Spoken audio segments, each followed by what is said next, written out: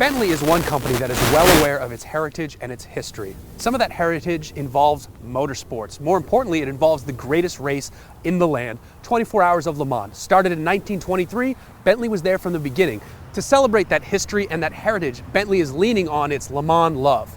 It's the Le Mans edition car that they're releasing, and you can get it in a Mulsanne, a Continental GT, a GT convertible, or the one we prefer most, the GT Speed. We're going to take a look at the 2013 Bentley Continental GT Speed Le Mans Edition. So how exactly is Bentley celebrating their heritage with these Le Mans Edition cars? Yes, you can see some badges. We've got the exterior fender badges. You've got a special clock here. You've got these 21-inch wheels. It says Le Mans on the headrests. There's touches here that let you know this isn't just your average GT Speed. Still though, there's more to it than that. What they've done is they've chosen 6 drivers who are part of their Le Mans history. Each driver has a special color combination inside and outside. And then of those 6 drivers, they're gonna make 48 examples per model. So there'll be 48 of the one driver of the Mulsanne, 48 of the other driver of the Mulsanne, then so on for the Continental, the GT Speed, the GTC V8. So it actually winds up being about somewhere between 1,200 and 1,800 cars. I don't know exactly because I suck at math. So there are plenty of examples out there if you are a Bentley fan with the means and you also enjoy Le Mans. If you want a Le Mans edition car, you'll be able to find one. It's rare, but by Bentley standards, it's actually kind of fairly normal. We're in the GT Speed though. That's the fun one. So who are these guys that Bentley has chosen to create these models after? Well, first up on the list is a guy named John Duff. He was one of the original Bentley boys, and he earned that initial Le Mans win in 1924. Next up is a gent named Dudley Benjafield, who won Le Mans in 1927. After him, a gent by the name of Wolf Barnardo. W.O. Bentley called him the best driver that the team ever had. He won in 1928, 29, and 1930. That's damn impressive. Next up on the list is a guy named Tim Burkett, who is an ex-fighter pilot who then brought his ace skills over to the motoring world. Behind him, Glenn Kidston. He won Le Mans in 1930, and when he wasn't driving race cars, he was traveling the world as an adventurer. How delightfully British. Finally, there's Guy Smith. This was the main man who pushed the Bentley team to a Le Mans win in 2003 behind the wheel of the Speed 8. Those are the 6 guys. You can get their particular color sets. The car we're in belongs to the most interesting man in the group, Wolf Barnardo himself. This was a rich guy who was pretty good at everything he tried. He was great at racing offshore boats. The boat he raced was powered by a Bentley V8, pretty impressive. When he wasn't driving the boats, he was honing his skills on the cars. He was also a great shot while hunting, and apparently he was a good amateur boxer. The guy was good at everything he did, and he was also rich. You kind of want to hate on him, but he did really cool things. He's also the only man at Le Mans to have a perfect entry to wins ratio. He entered the race 3 times. He won all 3 times. No one else has ever done that. That's amazing. So we are in the Wolf Barnardo Continental GT Speed, one of 48, with its granite exterior, its hot spur, that's the name for this red, interior, and it's a fantastic color combination, especially with these carbon fiber accents. The most interesting part of this car, though, if I'm being honest, isn't the fact that it's a Le Mans edition car. That's neat, it's cool, it's fun. The most interesting part of this car is what's going on under the hood. On the outside, you may have seen that Le Mans edition badge. If you looked above it, though, there's a badge that says W12. There's no V8 in here. It's a W12 motor. It's 6 liters, it's twin turbocharged, it makes 616 horsepower and 590 pound-feet of torque. And all of that torque is available at just 1,700 RPM. That's barely above idle. You're sitting at a stoplight. As soon as you put your foot down, you have all the power you need. Mash that throttle. But one doesn't mash the throttle in a Bentley. You delightfully apply your well-heeled foot to it, you press, and then power surges forth like a freight train. That's what this is. This is a luxury freight train, and it just happens to be a limited edition one. Paired with that engine, we have an 8-speed automatic gearbox, which has been sourced from ZF. It's paddle shiftable. The paddles are mounted to the column so they don't turn when you turn the wheel. Some people like that so they know exactly where the paddles are. I kind of like them to turn with the wheel so I don't have to take my hands off the wheel. You just pop it down. It's a pretty quick shifting unit too. Go down to 2nd, up to 3rd. Shifts quick enough.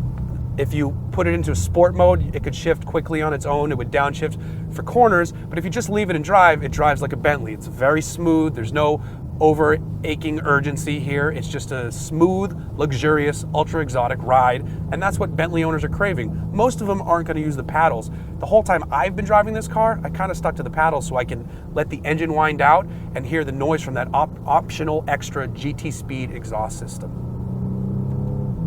So working with that engine and transmission, we have an all-wheel drive system. Because this is a Volkswagen/Audi product, it's a good all-wheel drive system. It's also not heavily biased to the front, which is nice because it's still a GT Speed. It's a 40/60 rear torque bias split, which is wonderful, makes for a great cornering feel. I mean, yeah, it's a heavy car, but it drives smaller than it is. The steering is direct and it's lighter than I expected, which is good for maneuvering it around this Manhattan Beach traffic, this Playa del Rey traffic, wherever we happen to be right now, passing Players Liquor, which is probably where you buy great alcohol. So it's an easy maneuvering vehicle in slow speed traffic, but it also feels great at higher speeds on the highway. It has a spoiler out there that kicks up around 90. I guess I would never drive that fast, but I've heard from the materials that it can go up around 90. So you've got this smooth shifting 8-speed gearbox, you've got this mighty powerful W12, and you've got an all-wheel drive system. What you have is a recipe for a King Grand Tourer. And that's what we've got here. But we're dealing with the Grand Tourer that's limited edition, thanks to that Le Mans stuff on the outside, to just set you apart that little bit extra from another Bentley owner. All of this exclusivity doesn't come cheap, as you might imagine. A standard GT Speed starts at about $215,000. Add in the Le Mans Edition package, that's about another close to $6,000, a little over $5,000. But then there are other options that this car has. It has carbon ceramic brakes. That alone is $15,000. You've got extra options such as these heated and ventilated seats. There's the 21-inch wheels. There's a whole bunch of things that push the price of this car to $253,000. That's not crazy. Let me say what I'm going to say first. It's not crazy for a limited edition Bentley. Bentleys are expensive. Only certain people can buy them that have certain amount of means. So it's not like, oh man, it jumps from 215 to 253. It's not going to deter people from getting this car. That's how much Bentleys cost. I mean, there's non-Le Mans edition ones that cost this much. So if you have the means and you're looking for something that's a little bit more exclusive, this is a good way to go because, hey, Le Mans heritage, you can't beat that. Because we are dealing with a Bentley, we are dealing with some quirky bits too. It's not always just great. It's never great in cars like this. There's always something wrong with cars in this class, which is kind of a problem, but it's also kind of a given, which is weird.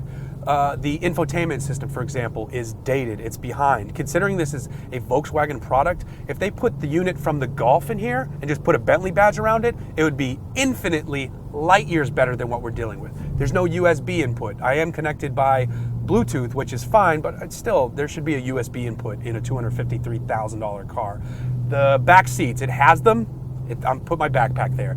This isn't being billed as a 4-seat car. It's a coupe, and it has a sloped roofline, so that's a 50-50 quibble nitpick. Don't worry about that one. But beyond that, the rest of the car is great. It's a fun driver's car. It's got good visibility out front. Out to the back over your shoulders is iffy, but hey, again, it's a shapely coupe, and that's kind of what you got to deal with in something like this. But really, what it comes down to is forget the badges, forget the price. Once you get a chance and the road opens up in front of you and you get a chance to click it down a gear and have fun with that W12, that's when you realize why you bought a Bentley. Anytime you're dealing with a GT Speed, you're dealing with something special. It's a rare car. Just by nature of being a Bentley, that makes it rare too. But this is the Le Mans edition, so it's even more special. This car is one of 48. There's others like it though. The whole run of Le Mans edition cars will be somewhere less than 2,000, as we said earlier. But this is something special. One of the world's greatest automakers is paying homage to the world's greatest race. They're honoring 6 great drivers. This particular car is honoring the greatest driver that the Bentley automaker has ever seen. Now, that's a whole lot of greats, and the GT Speed fits that bill nicely because it's pretty great too.